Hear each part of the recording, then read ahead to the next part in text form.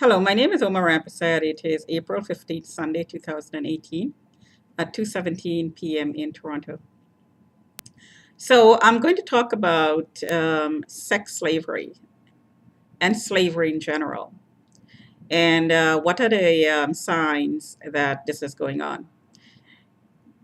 Right now, in our times, the times in which we're living in, human trafficking seems to be very, very common and becoming more and more common. It's a very lucrative illegal business that's been run internationally. Every country uh, is participating, and some countries more than others. Um, there seem to be in Canada, in Toronto, there seem to be a lot of signs that this is going on and is escalating. However, it's being done in such a way in Canada that there is a cover. The cover is being provided to run this slavery operation. And I suspect, very strongly so, that the cover is um, is provided by putting people's names on a list to be targeted, to flag someone as a compromised person when the person really isn't a criminal at all, or anywhere near being a criminal. Um, in a lot of cases, they're professional people with absolutely clean criminal record, like myself. But they are flagged to be trafficked. In other words, people who are looking for candidates to be trafficked. So they're looking for women who are living alone, away from their family, um, that they seem to think is vulnerable.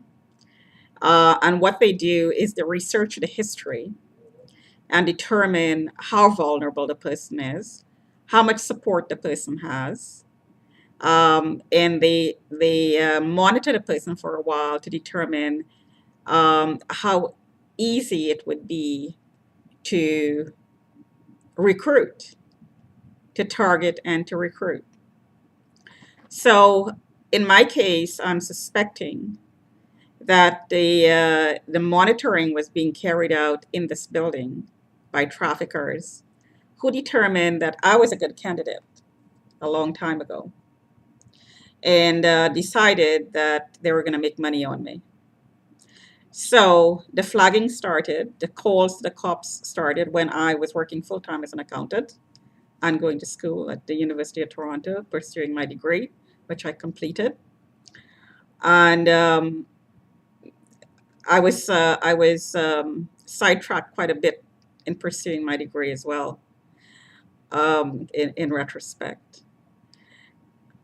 I was pursuing my CA designation at the time, and I worked really hard to get into the BCom program. And I constantly became sick every time I had to write exams. So I had to change my program along the way. So in retrospect, these were steps taken by the traffickers who had flagged me at the time to railroad me into not graduating. But I did graduate. Anyways, so these are the things that traffickers do. So in my case, then the constant calling of the cops based on lies. The people who did the calling were deliberately misinterpreting my activities, like coming home late from school. They'd say I'd be walking the streets at night, and so on and so on. If I were dating, they'd say I'm picking up men on the street and bringing them home, and these are examples. So the flagging started back then, and the need for monitoring started, and the monitoring, that flag and the need for monitoring compromised me. Once you're compromised and you're flagged in the system and this information is in public arena, it makes you open to be assaulted and to be targeted by criminals to be recruited for criminal activities such as prostitution and sex slavery, because now you're compromised, but you don't know this. You do not know this. This has never been disclosed to you. A flag is being placed in the system beside your name, and the police will start monitoring you. And the police would work with members of the community to get information about you, basically, neighbors and so on. And in a lot of cases, some of these people who are feeding information to the police are criminals, spies, criminals. So this is at the start of that enslavement program. So from that point on, you're flagged continuously. And in my case, I suspect that somewhere along the line, the determination was made to sell, quote unquote, me to someone in a workplace about 5 or 6 years ago in a very public fashion.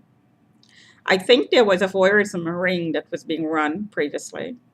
I also think there was a masturbation ring before. But with the progression of technology, it became a remote ring, a remote rape ring, I should say. And when it came to that point where the technology allowed that to happen, I was sold to a Muslim man about 6 years ago in a very public way. And from that point on, there was a constant stream of reports that was made about me. So these reports are all part of a trafficking program that was being run. So it's all connected. And from that point on, there were other people who made reports. There were other people who monitored me. There were other people who accessed me inside of my home 24/7 while I was sleeping. And there were community teams that were put together to manage the feedback they were getting from the spies that were following me around and stalking me and harassing me, to incite my anger and report it, my reaction, to report my reaction to the incited anger, which is their crime, as evidence for mental evaluations. So it's an escalation. This is it's snowballing, and and at this point right now, because of this whole program being run, I was charged with a crime I did not commit. I was pulled out of my home quite a few years ago for a mental evaluation that resulted in the doctor in the hospital taking a look at me, and in 30 seconds asked the cop why was I brought in the first place. No diagnosis. The cops said to the doctor, well, I was walking back and forth in the corridor and I was knocking on people's doors. These were all lies. These were complete and utter lies. What had happened at that point was the Pakistani family who did the calling, and I'm suspecting swearing the affidavits, that made the cops show up at my door. They had kids who were actually running up and down the corridor all the time. They were going to the garbage chute 5 and 6 times a day. They were playing basketball in the corridor and bumping balls on my door, and were telling all kinds of lies. They were actually pulling the fire alarm as well. And they blamed it on me, and they said I was doing it. So imagine a family with two teenage boys and a teenage girl, um, constantly walking up and down the corridor, exit entrances, constant, because there's 5 or 6 people in the unit, and there was always traffic in the corridor. They were complaining that I was harassing them when I was the one who was busy working and carrying on my life. And I actually I complained about them, about the noise, and the security was called quite a few times to their door because of the noise. When they had visitors, they used the corridor as a playground, and they complained to the cops that I was harassing them, walking back and forth in the corridor. So knocking on their door when that is exactly what they were doing to my door. The kids were knocking on the door and running away. They were bumping balls on my door. But they complained to the cops that I was walking back and forth the corridor, and the cops believed them and came and hauled me out of my unit into the corridor, cuffed me after slamming me against the wall because I was deemed to be dangerous according to what was reported to them and believed. So these things are all escalating.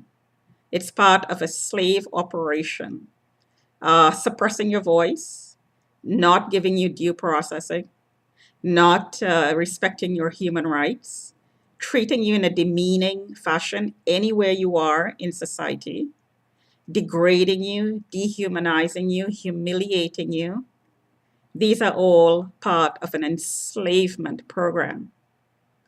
And any part of this, any person who's taken part in this, it's very easy to prove that my voice has been suppressed throughout the process.